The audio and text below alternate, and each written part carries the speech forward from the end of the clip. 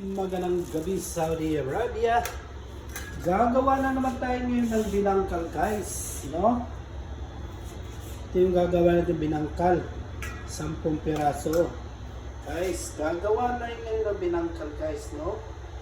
Lalagyan natin na yan ng sesame bread. Tapos ko na yan i-bake, guys. Lagyan na po natin ng sesame.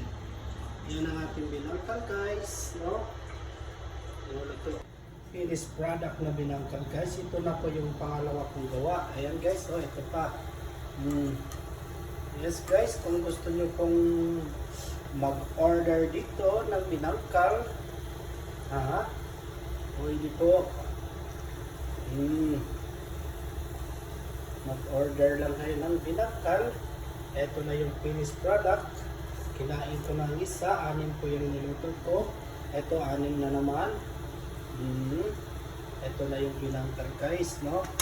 Dito tayo sa Dirty Kids. Nagluluto na naman ako ng second batch na binangkal, guys. Pangalawa ko na itong bake na binangkal. Mga kasama ko, binigyan ko mga kasama kong Kashmiri, guys. At natikman nila daw, masarap daw na kubos. Ito yung binangkal ng Pilipinas. Yan, guys, oh. Guys, bili na kayo ng binangkal. Oh, masarap to, guys. Homemade lang to. Ginawa ko lang to dito, guys, no? 1/2 kilo flours, 2 baking powder, o saka 2 scoop na yes, 2 kutsarang yes, at saka 1/4 na sukal, at 1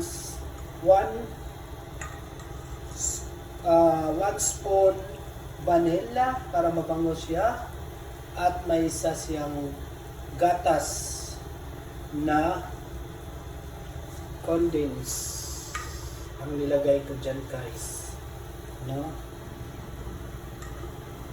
Ibap hindi pala condense, ibap. Nilagyan ko siya ng 350 ml. Maliit lang na lata, guys, no? Yan. Ito yung finished product, guys. Ang sarap dito, guys. Binangkal, oh. Kaya gumawa na naman ako ng binangkal, guys. Thank you for watching.